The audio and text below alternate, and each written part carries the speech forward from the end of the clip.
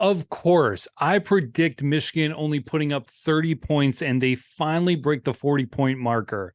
But why am I complaining with a 45-7 victory?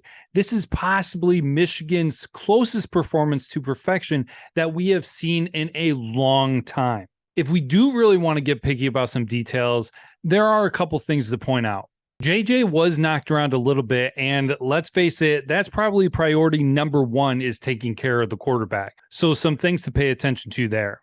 Another thing that's been coming up almost every single week is that there are still gaps in Michigan's secondary that some of the teams are able to capitalize on. So that is for sure something that they really need to drive home, and we would like to see progress in the next coming weeks. And special teams. What we saw happen with catastrophes back in the Bowling Green game, we were almost scared to see happen yet again today in the punt return. Fortunately, Michigan had luck bounce their way, quite literally, with that botched punt. But you got to watch out for that because especially in close games, things like that can change momentum quickly. Did I miss anything? I mean, if you really wanted to talk about the second string and the third string, you could. They gave up that long touchdown run. But really, at that point, you're not going to see very many of them on the field when Michigan is playing stronger opponents. So they're going to have plenty of time to progress and get better throughout the season. It was honestly just great to be able to see them take the field and take the field so early because Michigan was up so big. The Nebraska defense was only allowing 46.3 yards per game on average for rushing. Just at halftime alone, Michigan had 131 rushing yards. They wound up finishing with 249 total rushing yards. Before the game, Nebraska was ranked second nationally for average rushing yards per game. After numbers came out today, they dropped all the way to 15th. Their average yards per game is now 86.8, all due to the Michigan Wolverines on Saturday. I was talking to some people on Saturday, and I wasn't the only person to make this connection because there were some similarities between this game against Nebraska and last season's game against Penn State. Quite two different opponents, but they both came into the game against Michigan as one of the best rushing defenses in the country. But after Michigan ran all over them during the entire game, they dropped significantly in the rankings the following week. It's great to see Michigan be able to play the game that they want to play, how they want to play it, regardless of how great the opponent is in different facets of the defense. Talking about a specific part in the game, I honestly was almost mortified when JJ threw that first touchdown pass to Roman Wilson. It was amazing. But if you're watching it, he was throwing it into the middle of chaos. But fortunately, Roman Wilson bailed him out. Yes, he actually bailed him out.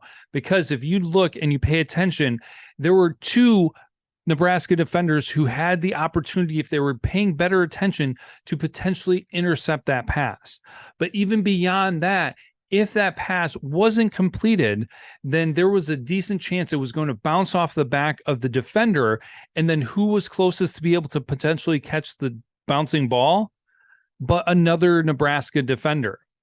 So not only did Roman Wilson do an amazing job catching it and getting the touchdown, but he saved it from turning drastically terrible as well. The Michigan defense themselves had a day. Well, there were plenty of players that had great performances. Grant had the interception, but that wasn't possible if it wasn't for McGregor. McGregor did a fantastic job. He had the deflected pass, he had a sack, he had a tackle for loss, and he was just balling out on Saturday. So great job, McGregor. Great job to the defense. The starters, of course, pitched the shutout, and it wasn't until after the backup started getting in that Nebraska was able to get the touchdown.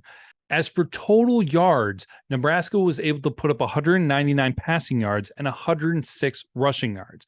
But as we just stated, it was with the backups and a 74-yard touchdown run that Nebraska was able to break the 100-yard rushing mark.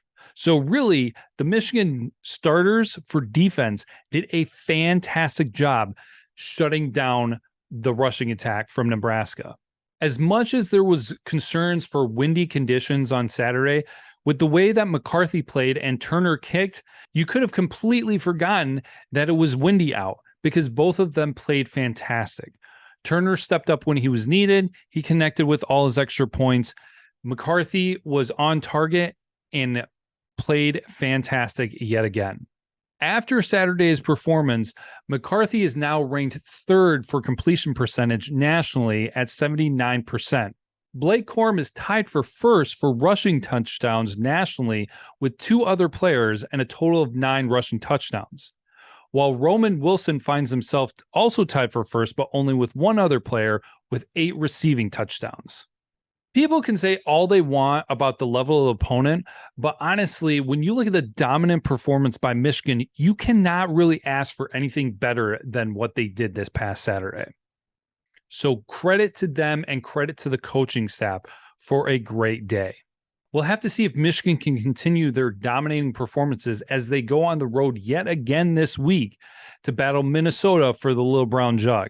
We'll have our preview episode for the Golden Gophers later this week, but I hope you have a fantastic week until that comes around. And as always, go blue.